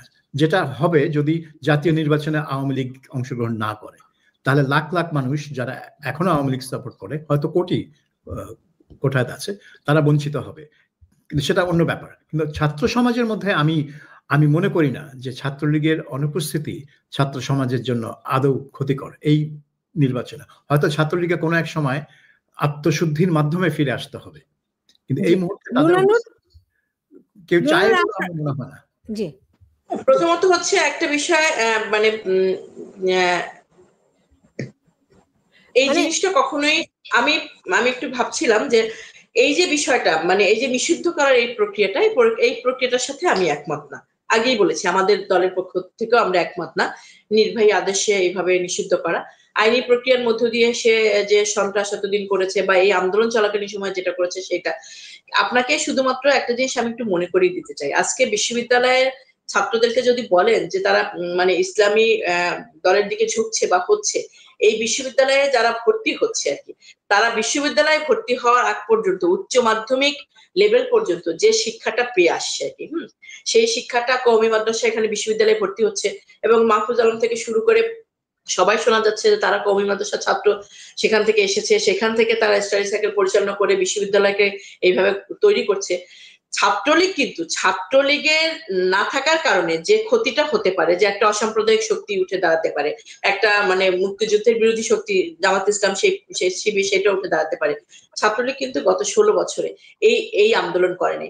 শিক্ষাকে সাম্প্রদায়িকীকরণ করা হয়েছে, হেফাজতের 13 দফার স্মারকলিপি পাওয়ার পরের দিন পাঠ্যপুস্তক পরিবর্তন করে দেওয়া হলো। ছাত্রলীগ কিন্তু একদিনও সেটার দাবিতে নামেনি। ঢাকা বিশ্ববিদ্যালয়ের ছাত্ররা বিভিন্ন প্ল্যাটফর্মে এটার দাবিতে আন্দোলন করেছে, সাংস্কৃতিক সংগঠনগুলো করেছে। ছাত্রলীগ কিন্তু তার আদর্শের জায়গা থেকে একটা অসাম্প্রদায়িক সংগঠন হিসেবে যেভাবে তৈরি হয়েছিল, সেই লড়াইটা এই গত 16 বছরে একদিনের জন্য করেনি। বিশ্ববিদ্যালয়ের সহাবস্থান তো ছিলই না, সেটা আসলে বিএনপির সময়ও ছিল না, কিন্তু উপরন্তু এই যে মানে হত্যাকাণ্ডগুলো ঘটেছে বা একটা গণতান্ত্রিক পরিস্থিতি হয়েছে, প্রশাসনের উপর একটা চাপ হয়েছে, সেই কারণে অভাবটা ঠিক মানে তৈরি হচ্ছে না, বা থাকলে একটা বড় ধরনের গুণগত পরিবর্তন হবে সেই জায়গাটাও আসলে আমরা বলতে পারছি না। কারণ এই তাদের যে 16 বছরের এর আগে হচ্ছে সঙ্গে একটা জিনিস আমি বুঝতে পারছি না। ধরেন সাবির ভাই যেটি বললেন, আমি শেষ করব, আসলে শেষ রিমার্কটা বলি, সেটা হচ্ছে যে আপনারা দুজনই বললেন যে ছাত্রলীগের অনুপস্থিতি আপনারা মানে কোনো একটা ইম্প্যাক্ট করবে এটা মনে হচ্ছে না। সেই সুযোগটি, সেই বিষয়টি কি ডাকসুর শিক্ষার্থীদের উপরে দিয়ে দেওয়া উচিত ছিল না? এই ব্যালটই কি আসতে পারতো না যে আমরা এই ছাত্রলীগকে চাই কি চাই না, সেটা হতে পারতো, সেটাই বরং ন্যায়সঙ্গত হতো। এটি নির্বাহী আদেশ দিয়ে বন্ধ করে আমরা একটা অ্যাজাম্পশন তৈরি না করে বরং শিক্ষার্থীরা সিদ্ধান্ত নিত তারা কি চায়, তাই না? বরং এটি তো অনেক বেশি বড় ধরনের স্বৈরতান্ত্রিক আচরণ, যে আমি একটি রাজনৈতিক দলকে, সে ছাত্র সংগঠন হোক আর জাতীয় রাজনৈতিক দলই হোক, আমি তাদেরকে অংশ নেওয়ার সুযোগই দিলাম না, কারণ জনগণ তাদেরকে চায় না। এবং কে নির্ধারণ করলো? Nobody nose. এটা তো এর চেয়ে বড় স্বৈরতান্ত্রিক আচরণ তো কিছু হতে পারেই না। ওয়ারাজ আমরা সবাই কম বেশি জানি যে এই দলের অনেক বড় সংখ্যক সমর্থক রয়েছে, তাদেরকে আমরা বঞ্চিত করলাম নিজেদের গায়ের জোরে। আমার মনে হয় এর ফলাফল ভবিষ্যতে খুব বেশি ভালো কিছু হবে বলে আমার মনে হয় না। তারপরও আমরা তো আশা নিয়েই বেঁচে থাকি। সাবির মুস্তাফা এবং লুনানুর, আপনাদের দুজনকে অনেক ধন্যবাদ জানাচ্ছি আমার সঙ্গে যুক্ত হওয়ার জন্য। আপনাদের শেষ কিছু বলার থাকলে খুব ছোট্ট করে বলতেও পারেন। না, আমার শেষ বলার, আপনার সাথে আমি একমত হই যে হ্যাঁ, এটা ঠিক যে 1954 সালে নির্বাচনের মাধ্যমে বাংলাদেশের জনগণ মুসলিম লীগকে নিশ্চিহ্ন করে দিল।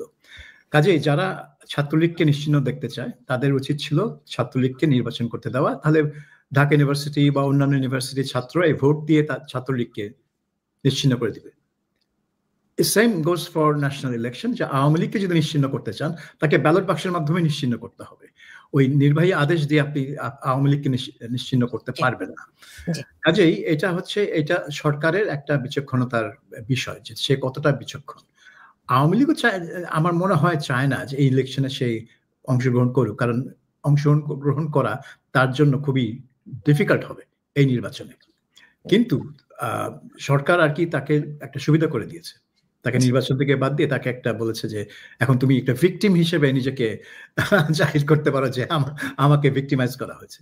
তবে হ্যাঁ, আমার মনে হয় যে প্রথমত হচ্ছে একটা বিষয় আপনাকে প্রেক্ষিতটা একটু মাথায় রাখতে হবে, মানে বিষয়টা যদি আমরা মিস ইন্টারপ্রেট না করি, সেটি হচ্ছে যে এখন আমরা যদি বলি যে সকল দলকে সমানভাবে আমাদের সময় মানে সুযোগ দেওয়া উচিত, সেই ক্ষেত্রে কিন্তু একই দাবি নিয়ে ছাত্র শিবিরও আসে। কিন্তু আমাদের জায়গাটা খুব সুস্পষ্ট, ছাত্র শিবির ইসলামী ছাত্র সংঘের ধারাবাহিকতা, বাংলাদেশ রাষ্ট্রের সাথে তার যে বিরোধিতা, সেখানে বাংলাদেশের রাজনীতি করার